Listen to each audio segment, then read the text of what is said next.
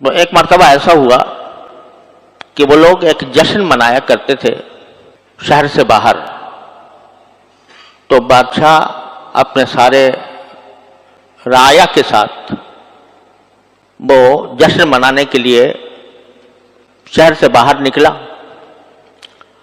اور وہاں بڑے بڑے بت رکھے ہوئے تھے، اور سب کو حکم تھا کہ وہ جا کر ان بتوں کی پرستش کریں، ان کی پوجا کریں، عبادت کریں۔ اب اس میں یہ 7 حضرات تھے جو کسی طرح بھی شرک کا ارتکاب کرنے کے لیے تیار نہیں تھا، تو لیکن یہ تھے الگ الگ، ایک دوسرے کو کوئی جانتا نہیں تھا۔ تو انہوں نے جب دیکھا کہ بادشاہ ہمیں ظلم کر رہا ہے اور ہمیں آمادہ کر رہا ہے کہ ہم بت پرستی کریں اور توحید کو چھوڑ دیں، تو ان میں سے ایک آدمی وہاں سے اس جگہ سے ہٹ کر چپکے سے ہٹ کر کسی دور جگہ جا بیٹھا۔ پھر اس کے بعد دوسرے صاحب وہ بھی اسی طرح چھپ کر اسی جگہ پہنچ گئے، تیسرے پہنچ گئے، چوتھے پہنچ گئے۔ ایک دوسرے کو پتہ نہیں کہ ہم کیوں الگ ہو رہے ہیں، کیوں جمع ہو رہے ہیں، یہاں تک کہ 7 کے 7 آدمی وہاں ایک ساتھ جمع ہو گئے۔ اب کوئی دوسرے کو بتانا نہیں چاہتا تھا کہ میں کیوں آیا ہوں، کیونکہ اندیشہ تھا کہ اگر یہ بات کھل گئی بادشاہ کے اوپر کہ بت پرستی سے بچ کر یہ لوگ آئے ہیں تو وہ ظلم و ستم کا ارتکاب کرے گا، تو ایک دوسرے سے بھی نہیں پوچھتے تھے تم کیوں آئے۔ یہاں تک کہ جب کافی دیر گزر گئی تو پھر ایک نے ہمت کی، اپنے ساتھی سے پوچھا کہ بھئی تم کیوں آ گئے؟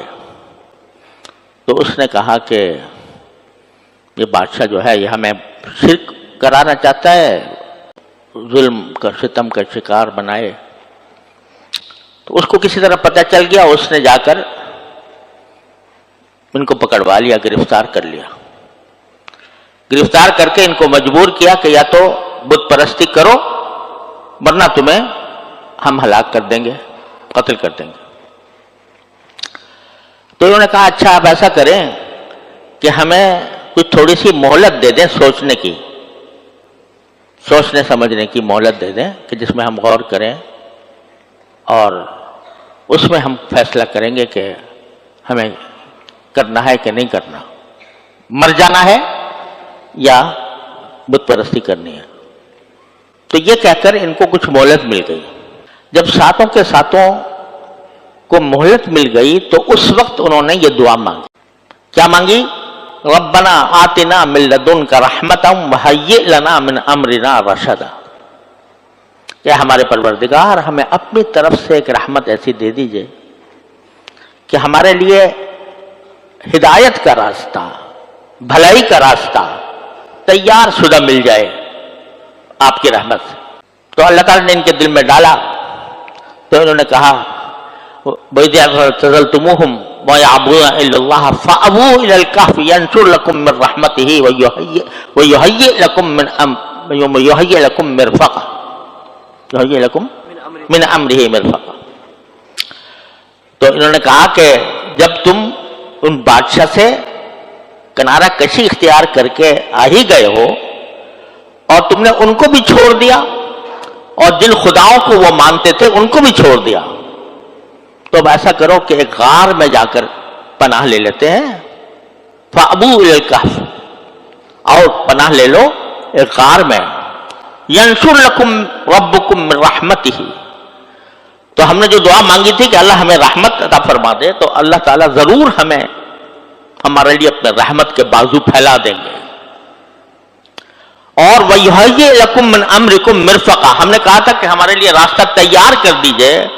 چھپنے کے بعد وہ لیٹے غار میں، تو فَضَرَبْنَا عَلَىٰ آذَانِهِمْ فِي الْكَهْفِ، تو ہم نے اس غار کے اندر ان کے کانوں پر تھپکی دی، جیسے کسی بچے کو سنانے کے لیے دی جاتی ہے، ان کے کانوں پر تھپکی دی۔ اس کا نتیجہ ہوا نیند آ گئی، اور نیند کس طرح؟ فَلَبِثُوا فِي الْكَهْفِ سِنِينَ عَدَدًا، کہ وہ کئی سال تک اسی غار میں سوتے رہے. اور آگے جا کر قرآن کریم نے ان سالوں کی تعداد بھی بتائی کہ 300 سنین وازدادوا 9 309 سال غار میں سوتے رہے. غار میں سوتے رہے 309 سال.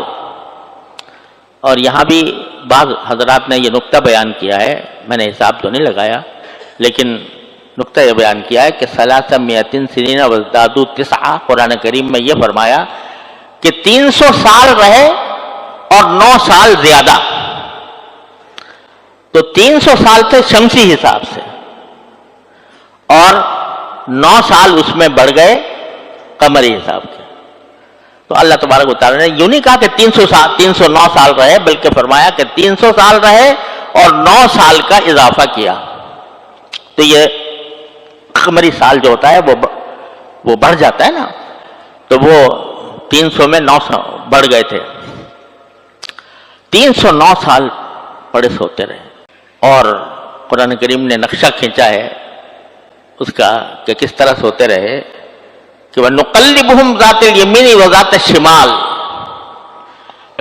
ہم ان کو پلٹتے رہتے تھے، کبھی دائیں طرف کبھی بائیں طرف.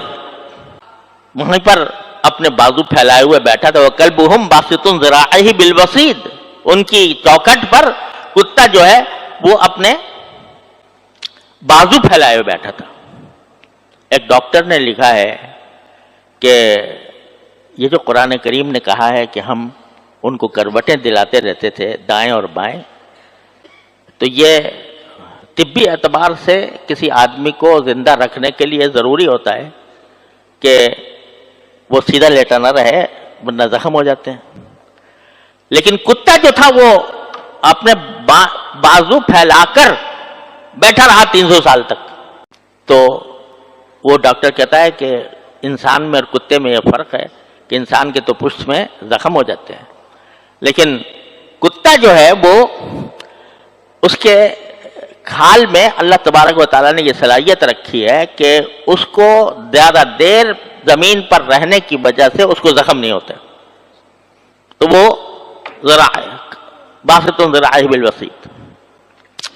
اور اللہ تبارک و تعالیٰ نے نقشہ کھینچا کہ اگر تم اس حالت کو دیکھتے جس حالت میں کہ یہ لوگ وہاں سوئے ہوئے تھے اور کتا ان کے پاس ان کی دہلیز پر بیٹھا ہوا تھا، تو کیا ہوتا؟ تم اگر دیکھو لَوَلَّيْتَ مِنْهُمْ فِرَارًا وَلَمُلِئْتُ مِنْهُمْ رُعْبًا، کہ اگر تم اس کا منظر دیکھتے تو اس سے خوفناک سا منظر تھا کہ تم وہاں سے بھاگ کھڑے ہوتے اور تمہارے دل پر اس کا رعب طاری ہو جاتا. 309 سال سوتے رہے. اور دیکھو اتنی احتیاط کے ساتھ کہا کہ جاؤ ابعثوا احدکم، کسی کو بھیج دو، بورقکم ھذہ، یہ چاندی کے جو سکے تمہارے پاس ہیں یہ لے کر بھیجو. فلینظر ایھا ازکیٰ طعاما، جا کر وہ تلاش کرے کہ بھئی کون سا کھانا حلال ہے، کیونکہ سب بت پرست تھے نا ان کے خیال میں. تو کھانا تلاش کرو اور حلال کھانا تلاش کرو. یہ بڑی عظیم نعمت ہے. کہنے کو تو یہ فرض یا واجب نہیں ہے. اللہ تعالیٰ نے اپنے بندوں پر رحمت اور شفقت کرتے ہوئے اس کو فرض قرار نہیں دیا کہ ہر آدمی کے ذمہ لازم ہو کہ وہ ضرور تہجد پڑھے اور ضرور رات کی نماز پڑھے. اگر ایسا کر دیتے تو ہم جیسے کمزور لوگ پتہ نہیں کہاں جاتے. اللہ تعالیٰ نے فرض لازم تو نہیں کیا، لیکن سنت بنایا اس کو. اور سنت بھی ایسی ہے کہ اس کے ذریعے جو باتیں 13 آیتوں میں اللہ تبارک و تعالیٰ نے منافقین کے مختلف حالات بیان فرمائے. اور اگر ان آیات کے اوپر اچھی طرح غور کیا جائے تو یہ بات واضح نظر آنے لگتی ہے کہ اس میں منافقین کی مختلف قسموں کا ذکر ہے. کیونکہ منافقین کی ایک قدر مشترک تو یہ تھی کہ وہ ایمان کا دعویٰ کرتے تھے لیکن حقیقت میں مومن نہیں تھے. لیکن ان منافقین کے حالات مختلف تھے.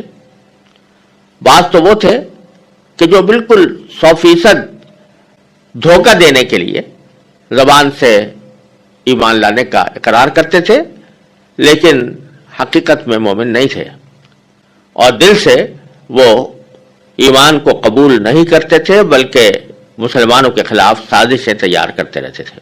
اور بعض منافق ایسے بھی تھے کہ جو حقیقت میں ایک غلط فہمی میں مبتلا یہ تھے کہ ایمان اور کفر کے درمیان کوئی سمجھوتا ممکن ہے, کوئی مصالحت ممکن ہے.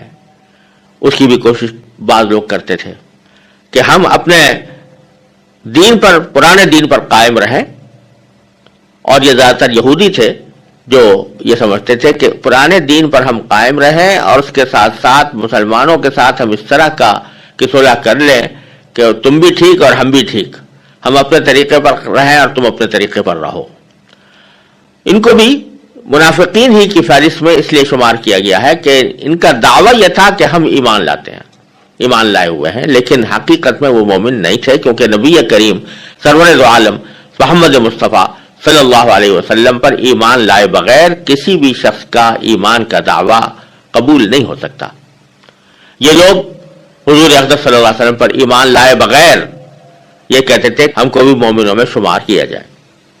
تیسری قسم وہ بھی تھی کہ یہ مذبذب قسم کے لوگ تھے, یعنی کبھی ان کے دل میں خیال آتا تھا کہ ہم ایمان لے آئیں, کبھی ایک دم سے پیچھے ہٹ جاتے تھے, کبھی ان سے انتظار رہتے تھے کہ دیکھیں نبی کریم صلی اللہ علیہ وسلم جزیرہ عرب پر غلبہ ہوتا ہے یا نہیں ہوتا, آپ فتح پاتے ہیں یا نہیں پاتے. اگر کبھی مسلمانوں کے فتح کی خبر سنتے تو کچھ دل مائل ہونے لگتا کہ ان کے پیچھے چلیں, اور جب کبھی اس کے خلاف کوئی بات سامنے آتی تو پھر پیچھے ہٹ جاتے تھے. کھلا منافق تھے, یعنی کھلا منافق ہونے کا معنی یہ کہ ان کے دل میں ایمان تھا ہی نہیں اور وہ محض دھوکہ دینے کی خاطر, مسلمانوں سے کچھ مفادات حاصل کرنے کی خاطر وہ اسلام کا یا ایمان کا دعویٰ کرتے تھے. پھر دوسرا گروہ پھر اس کے بعد اس کا ذکر ہے, اس کے بارے میں نے عرض کیا کہ جس میں اس بات کا بھی احتمال ہے کہ اس سے مراد وہ لوگ ہوں جو حق اور باطل کے درمیان سمجھوتا کرنے والے ہیں. اور تیسرا حصہ اس رکوع کا ان منافقوں کی ایک تمثیل بیان کرنے پر مشتمل ہے, یعنی ان کی ایک مثال دی گئی, مثال سے ان کی کیفیت کو سمجھایا گیا ہے. تو اس رکوع کو میں 3 حصوں پر منقسم کر کے اللہ تعالیٰ کے نام پر تلاوت کرتا ہوں اور ہر حصے کی الگ تفسیر اور تشریح پیش کرنے کی کوشش کروں گا. اللہ تبارک و تعالیٰ اپنے رضا کے مطابق اس کی توفیق عطا فرمائے. اعوذ باللہ من الشیطان الرجیم, بسم اللہ الرحمن الرحیم. ومن الناس من يقول آمنا بالله وباليوم الآخر وما هم بمؤمنين يخادعون الله والذين آمنوا وما يخدعون إلا أنفسهم وما يشعرون. في قلوبهم مرض فزادهم الله مرضا وَلَهُمْ عَذَابٌ أَلِيمٌ بِمَا كَانُوا يَكْذِبُونَ. یہ اس رکوع کی پہلی 3 آیتیں ہیں اور ان کا ترجمہ یہ ہے کہ کچھ لوگ وہ ہیں جو کہتے ہیں کہ ہم اللہ پر اور یوم آخرت پر ایمان لے آئے, حالانکہ حقیقت میں وہ مومن نہیں ہیں. وہ اللہ کو اور ان لوگوں کو جو واقعی ایمان لا چکے ہیں دھوکہ دیتے ہیں, اور حقیقت تو یہ ہے کہ وہ اپنے سوا کسی اور کو دھوکہ نہیں دے رہے, لیکن انہیں اس بات کا احساس نہیں. ان کے دلوں میں روگ ہے, چنانچہ اللہ نے ان کے روگ میں اور اضافہ کر دیا ہے اور ان کے لیے دردناک سزا تیار ہے, کیونکہ وہ جھوٹ بولا کرتے تھے اور یہ دکھانے کی کوشش کرتا تھا کہ وہ مسلمانوں میں اور مومنوں میں شامل ہے, لیکن حقیقت میں دل میں اس کے ایمان کا کوئی شائبہ نہیں تھا. مقصود صرف دھوکہ دینا تھا, مسلمانوں کو دھوکہ دینا چاہتے تھے. ان کا ذکر اللہ تعالیٰ نے ان 3 آیتوں میں فرمایا ہے اور ان کے اس طرز عمل کو اس طرح بیان فرمایا ہے کہ وہ اللہ کو اور مسلمانوں کو دھوکہ دیتے ہیں. ظاہر ہے مسلمانوں کو تو ہو سکتا ہے دھوکہ دے سکیں، کیونکہ وہ ان کے ظاہری طرز عمل کو دیکھ کر ان کو مسلمان سمجھ سکتے ہیں، لیکن اللہ تبارک و تعالیٰ کو تو کوئی دھوکہ نہیں دے سکتا.